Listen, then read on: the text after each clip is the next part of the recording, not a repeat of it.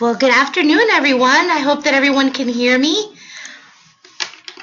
Um, it is my pleasure to welcome everyone to Diabetes Sisters Live Class webinar, Goal Setting, Mindful Eating. My name is Anna Norton. I'm the CEO of Diabetes Sisters. I will also be moderating today's webinar. Please note that today's audio and slides, they'll be available tomorrow on our website at www.diabetessisters.org. So you can sit back, listen today, and tomorrow you can download slides and re-listen if you have any questions. Please note that you have a panel where you can ask questions.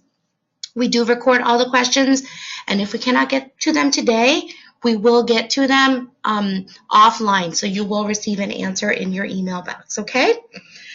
Today, I'm very excited to welcome a very wonderful friend of Diabetes Sisters and the diabetes community, Susan Weiner, the owner of Susan Weiner Nutrition, 2015 AADE Diabetes Educator of the Year, and the recipient of the 2014 Distinguished Alumna Award from SUNY Oneida. Her column, Diabetes in Real Life, is featured monthly in Endocrine Today, and she was voted one of the top 10 diabetes education bloggers by iVillage.com. Susan's extensive work with people living with diabetes is priceless to our community. She serves on various advisory boards, including Diabetes Sisters. She is the co-author of The Complete Diabetes Organizer, Your Guide to a Less Stressful and More Manageable Diabetes Life, and recently published Diabetes, 365 Tips for Living Well. Please welcome Susan to lead us in the next half hour on goal setting, mindful eating for 2016. Thank you so much, Anna, for that warm welcome. Can I have the next slide, please? So that was my wonderful introduction. Next slide, please. I'm so honored to be working with Diabetes Sisters for the last few years as an advisor. So I was excited when Anna asked me to present on the webinar today. Everyone, I want you to think for a moment, everybody listening. So now it's 2016. Are your goals the same for 2016 as they were for 2015? Think about that for a moment. If your goal is to lose weight, improve your diabetes management, get more organized, get your finances in order, exercise more, eat well, cook more, be less stressed out, and do more of what you want to do, you're not alone. Oh my goodness, those are a lot of goals, aren't they? And they sound so overwhelming when I list them all together. So if you're revisiting the same exact goals in 2016 as you were in 2015 and maybe even in 2014, maybe you didn't achieve all the goals that you had hoped for, and we need to chat a little bit more today about how to get to where you want to be. Next slide, please. So I think that a lot of our New Year's resolutions go off the rails, and don't you just dislike that word, New Year's resolutions, but they usually go off the rails by the end of January. And I asked myself, why is that? And it is because they're too vague. All those goals that I just listed before, losing weight, getting my diabetes management in order, exercising more, they're just too vague. So I want to take these grand, vague goals and make them more realistic. It's time to start and think smart. So once you have a list of your goals for the year, and don't take too many of them, start with one or maybe two goals, let's look at what it's like to think smart. A SMART goal is one that's S, specific, M, measurable, A, action-oriented, R, realistic, and T, timely. So let's say that one of your goals was to exercise more, for example. Let's look at how to make exercise, rather than just saying, oh, I want to exercise more. That's too vague. That's too grand. How do we make that goal SMART? Well, let's say a specific way to think of an exercise goal is I will walk 3 times a week, 30 minutes each time. So you see how I broke that into a very small piece? I'll walk 3 times this week for 30 minutes. That's very specific, rather than just saying, I'm going to get to exercise this week. The M for measurable is look at your calendar for the week. And at your specific calendar, whether you're working, school, a stay-at-home mom, I know I can walk Tuesday morning at 8 a.m. I know I can work Thursday morning at 7:30 a.m. and I can walk Friday afternoon from 3 to 4 p.m. That's very measurable. So schedule those times into your calendar just like you would an appointment. You're a responsible person. So just like you make a work-related appointment or even an appointment to get your hair done, you have it in your calendar, it's measurable, and exercise isn't any different. Make that appointment to exercise and stay with it. Next is to be action-oriented. So do you enjoy walking with a buddy? If walking is your preferred form of exercise, you can ask a neighbor or a friend, maybe your spouse or significant other, or even a coworker to walk with you. And you can plan a very action-oriented specific route, like a neighborhood walk or maybe a walk at the beach or a local high school track, whatever works for you. It's a great way also at work to get out of the office or whatever environment you're working in and enjoy some fresh air. And if weather isn't permitting, like in the Northeast right now, then you can walk inside a store or maybe the mall or take the stairs. Next, and I love this one, we have to be realistic. We're busy. So being realistic means that if you know you can't walk Friday morning, don't schedule that time to exercise. I always advise my patients not to overcommit when it comes to exercise. If the gym isn't for you, please don't give your donation to a gym. Find something realistic that you like to do, dance, yoga, swimming, resistance training, whatever works for you. And timely. You know when your SMART goals start? Right now. As soon as you're done listening to all our tips and tricks this webinar, that's when it starts. Because if you put off your SMART goal plan, you'll never get started. Next slide, please. It kind of sounds counterintuitive, but think small. Confucius says the man, but we can say here the man or woman who moves a mountain begins with carrying away small stones. So thinking small is important, especially when you're setting a goal like weight loss or an exercise goal. Studies show that if you lose as little as 2 to 5% of your total body weight, that can do big things for your health, like improving your blood sugar, your blood pressure goals, and it can be easier to meet all of your SMART goals if you start small. Next slide, please. So in my 27 years as a certified diabetes educator and as a registered dietitian nutritionist, one thing that I hear almost every day in my practice is, I just can't go on another diet. You're my last resort. Or I just can't get my blood sugars under control, and I'm so tired of watching my food all the time. I'm sure that everybody who's listening on today's phone call has said that to themselves one time or another. How many of you have avoided, I wish I could see you guys all now to see you raising your hands. How many of you have avoided seeing your doctor because you didn't get to the health goal, the weight loss goal, or the A1C goal that you might have set during your last appointment? So many patients just say, forget it. I'm just going to eat this now and correct it later. After you set your SMART goal, the next thing I want you to consider is mindful eating and eating less mindlessly. And I want to give you some tips on how to do that and how to approach being more mindful in 2016. It's not about only eating nuts and avocados for a month, and it's about starting with a mindful awareness so that you can nourish your body.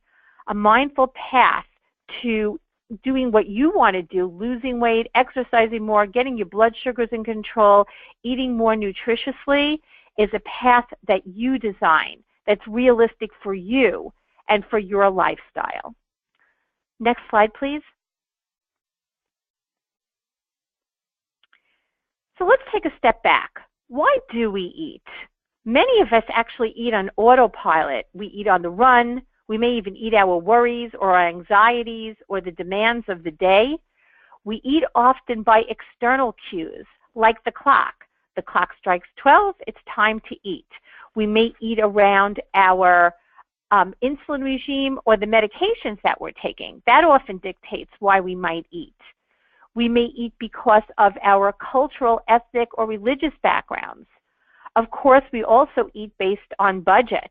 We may enjoy eating certain foods, but we can't afford to eat them every day.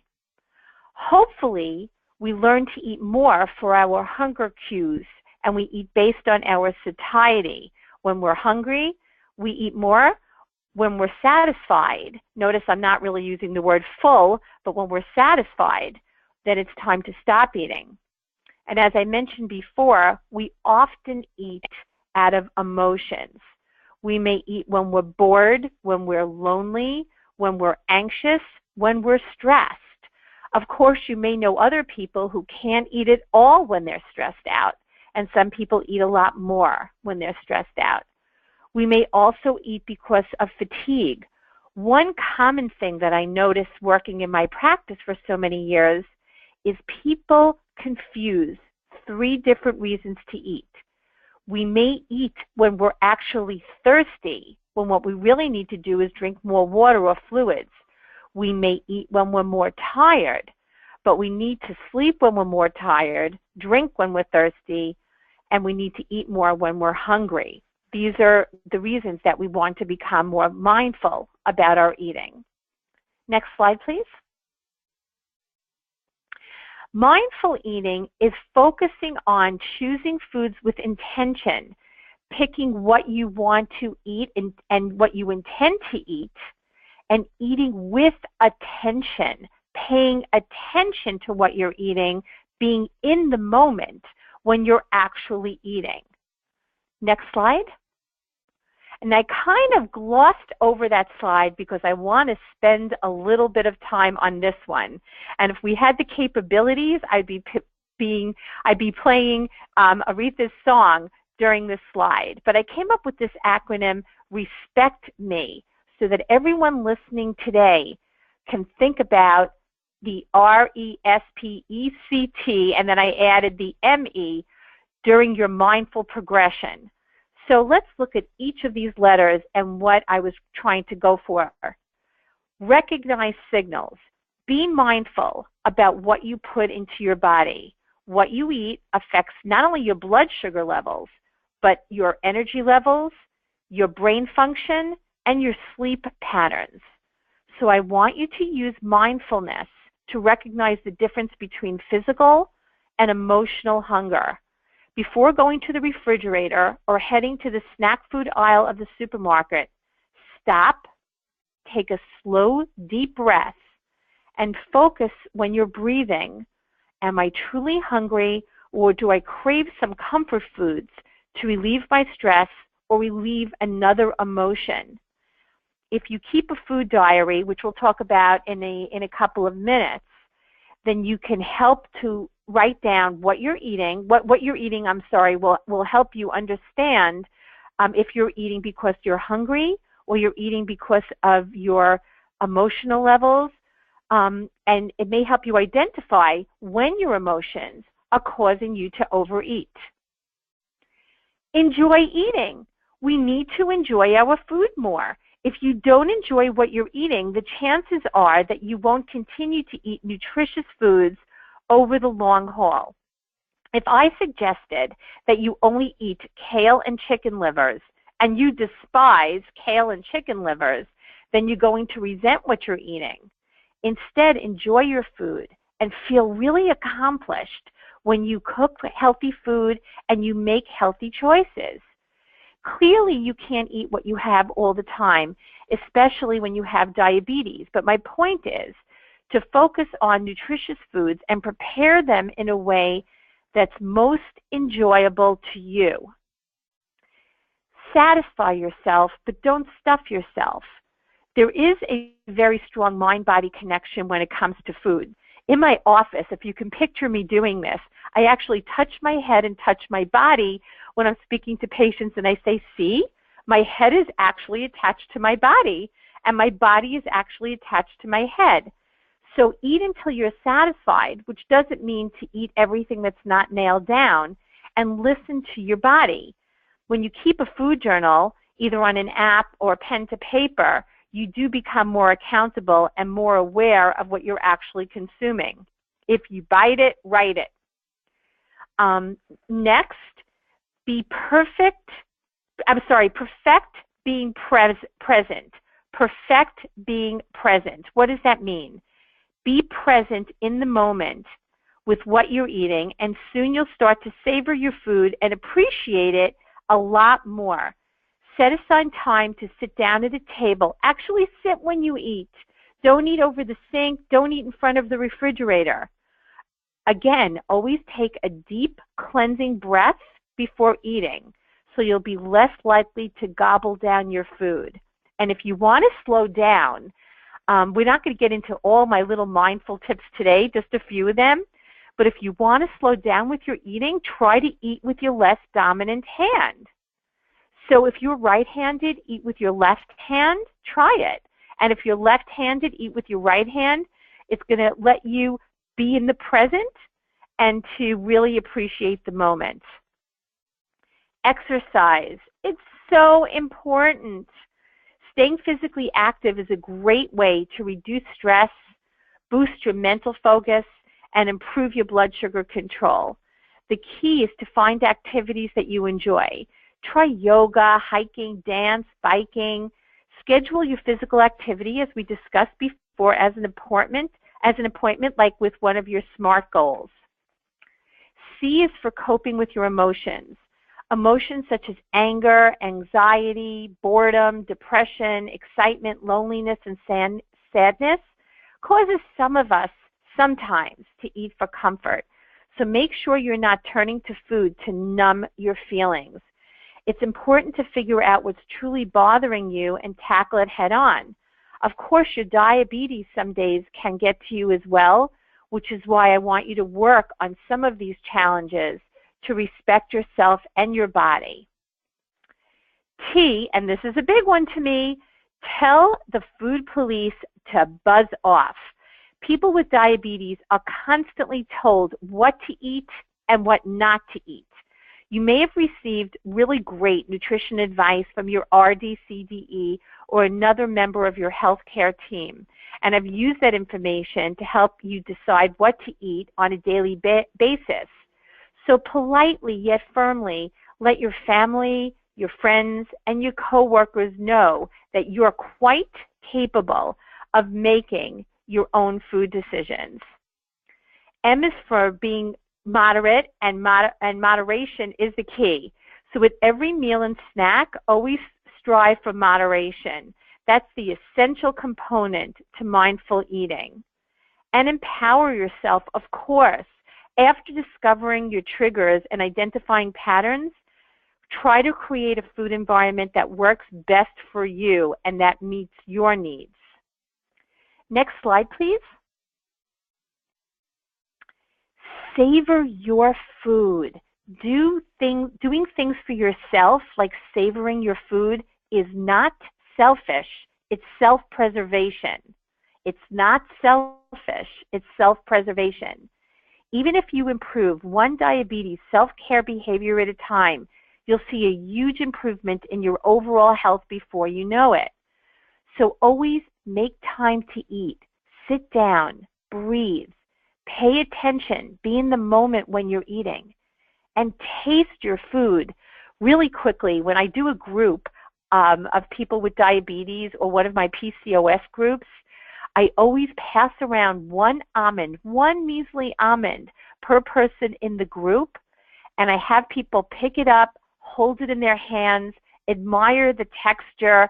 We all eat that one almond together, but we don't chew it right away. We taste it in our mouth, roll it around in our tongue, and it has everybody learn how to enjoy food and savor the moment. Put your fork down between bites, or like I said before, eat with your less dominant hand, and feel your fullness. Feel the satiety of when you're actually eating. It's so important. Next slide, please. This is a big takeaway, keeping track of everything you eat. Again, there are many apps where you can use keeping a food record. But for some people, going the old school way of using pen to paper and writing down what you eat really works. And I'll tell you why. Some of the apps that you can use, which are great, and you carry your smartphone with you, and the apps are wonderful for looking up what you eat and recording it. But the apps, in many cases, also spit back a lot of numbers and a lot of information. And the problem with a lot of numbers and a lot of information is that people with diabetes already have so many numbers that they're contending with. So if you're new at keeping a food record or you're burnt out on numbers, use the pen to paper idea. And also when you do pen to paper, you can keep a whole column of questions that you can ask your CDE or your RD, your physician or your healthcare provider, next time you go in about what you're eating and how it's affecting your blood sugar. I listed a couple of apps here, but there are zillions more that you can use to record or keep track of what you're eating. And of course, you can use a wearable device such as a Fitbit or a Jawbone or some of the smartwatches to also keep track of what you're eating. If you don't want to use pen to paper, but you want to keep a food record on your cell phone and not an app, you can use the notes section of your phone as well. Next slide, please. And in your food journal, it's not a newsletter, it's your personal food journal. Just write down everything in the approximate portions, but it's not a homework assignment. Use it as it will help you. And remember to also record how hungry you are. Maybe keep a hunger scale from 0 to 5 on there, 0 being not hungry and 5 being starving, so that you can record how hungry you are before you eat. Make a little notation of how you're feeling when you eat and why you're eating, and a comment section as well. All these things are helpful, but it has to be all about what works for you. Next slide. And become empowered. After discovering any of your triggers and identifying your food patterns, create a food environment that works for you. Even though your healthcare provider may have suggestions, you know yourself. So again, write down the way that it works for you and note your patterns and what you can do better. Next slide. Next slide, please. So some tips and tricks. I'm a big believer on not getting distracted and turning off your devices when you eat. Have you ever gone to a restaurant and seen the people eating at the table next to you and they're all on their cell phones instead of speaking to each other during a meal? Again, remember that part of mindfulness is eating in the moment, being empowered and paying attention in the moment. So don't eat while you're on your iPad or in front of your computer or on your cell phone. Of course, that happens sometimes, but for the most part, if you want to become a more mindful eater, try not to be distracted during meals. Eat more low-carb, high-fiber vegetables to fill up on fiber. Eat off smaller plates. We suggest eating off 9-inch dinner plates when it's a meal, not a 14-inch dinner plate. Did you know that we wind up eating about 92% of what's on our plate? So obviously, if you have a smaller plate, you're going to eat 92% of it. And if you have a larger plate, you're going to eat 92% of a bigger portion on your plate. So using smaller plates and bowls are really helpful.